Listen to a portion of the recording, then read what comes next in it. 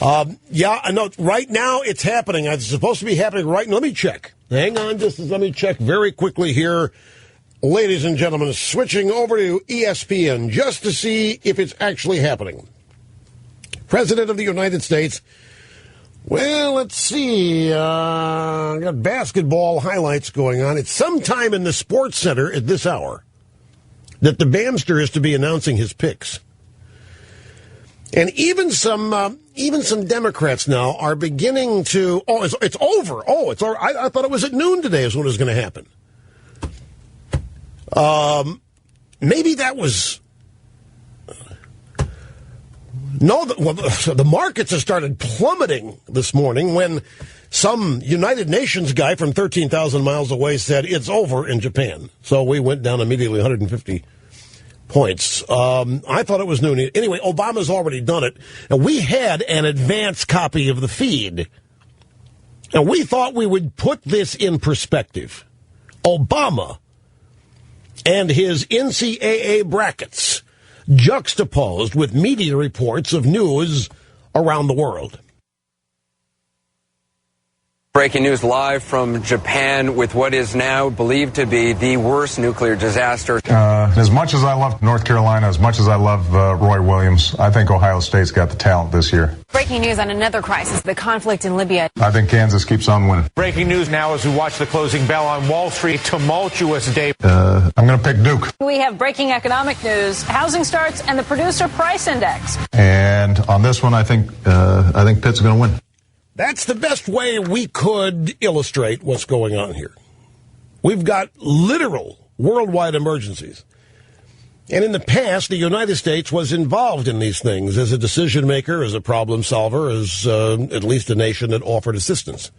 And while it's all going on, our esteemed leader spent 30 minutes taping his bracket selections for the NCAA basketball tournament. Now, to be fair, ladies and gentlemen, just to show you that we will bend over forwards, to be fair. In the ESPN segment where Obama made his picks, he does mention that people should go to a government website to find out about what's happening in Japan before they fill out their brackets. How big of him. I kid you not. Yes, even Brian is shaking his head at that one. So here you are, you're watching ESPN, you're excited because the Messiah, Pharaoh Obama, will soon be making his bracket picks. But instead, he has to perform a public service. So speaking directly to the ESPN audience, he says, go to my website to find out what's happening in Japan before you fill out your bracket picks. Otherwise, you probably would never hear anything about what's going on over there. Only if you go to my website. So he obviously heard the criticism.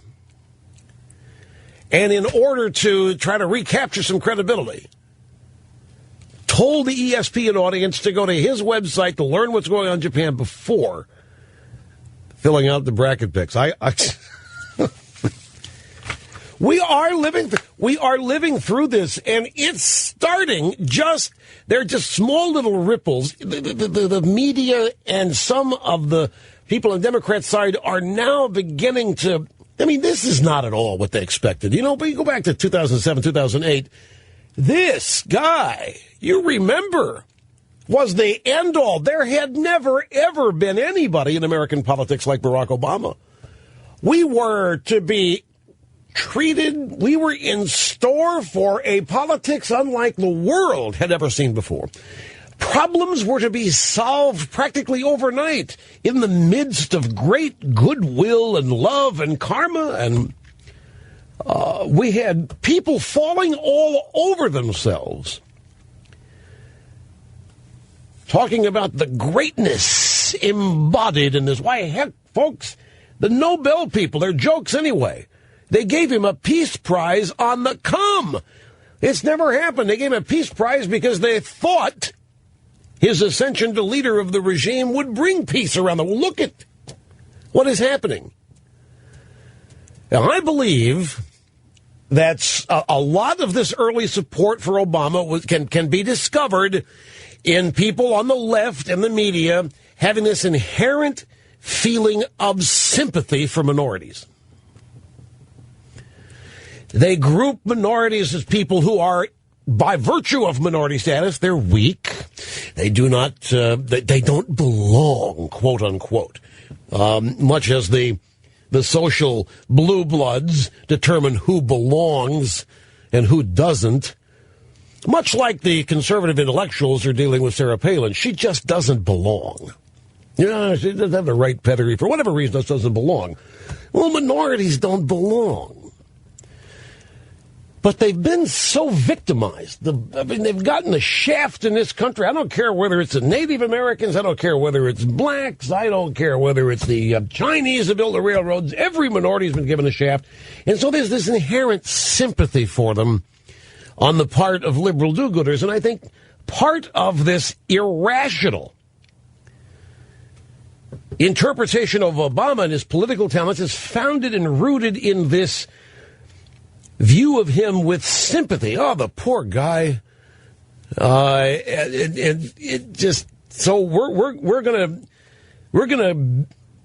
bend over backwards here to make sure that he gets every advantage that has been denied him and his people and every other minority because of the unfairness and the discrimination and whatever else has been attached to the majority in this country since its founding.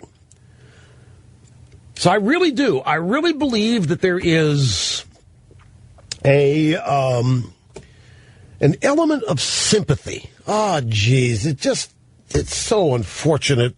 Oh, there's a minority.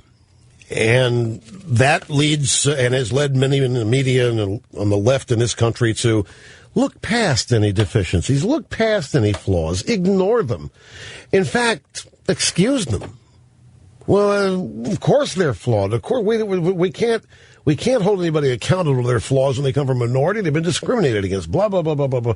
So they had this picture of Obama. They presented it. They caricatured an image of the guy. Could not be possible for any human being to live up to. And now everybody sees what an absolute sham all of that was.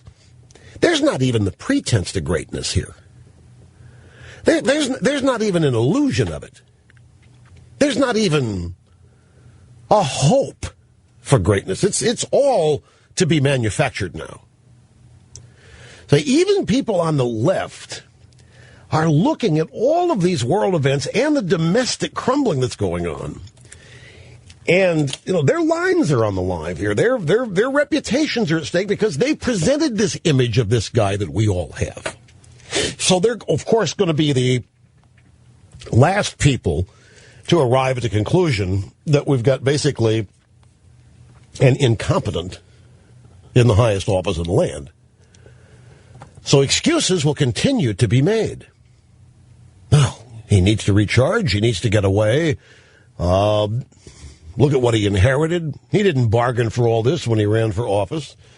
He's got these evil stuff that Bush left him. He's got these crazy Republicans. He's got to deal with the Tea Party.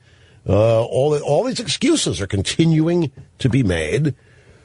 And meanwhile, the best excuse yet that I've heard for anybody trying to tell us that we're not seeing what we're seeing is, this stuff is just, he's so a man of the world. This is just all this beneath him.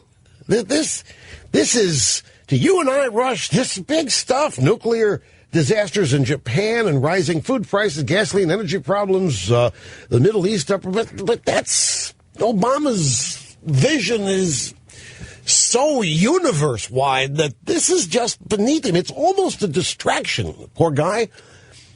And he's not made to deal with such small things. But unfortunately, that's what his hand is, and he's got to deal with it. I mean, I've rarely seen such a coordinated effort undertaken to excuse dangerous incompetence. And we're getting it. Each and every day it ramps up. I want you to ask yourself, in the midst of all this, and forget the nuke stuff in Japan, if you forget the Middle East, just take a look at the domestic economic circumstances in this country, which have worsened since he took office. You put any other president, even if it's a Democrat, if it were another Democrat in office, going on television, ESPN, to do these picks in the midst of all of this, why, whoever that president was, particularly Republican, but even another Democrat, would be scalded. Would I think Carter would? Well, Carter was he was somewhat excused. Again, he was so smart. He was above so much of the job, but not so much. Carter did not have as I recall, Carter did not have a preordained love relationship with the media. He didn't at all, and it just wasn't Nixon. And the media didn't create him. The media didn't have a whole lot personally invested in Carter. They made Obama. They created this obviously false image and characterization, which is now a caricature. Media hated Carter for a while. But with Obama, we are defining the presidency down. It's happening right before our very eyes. And it is breathtaking.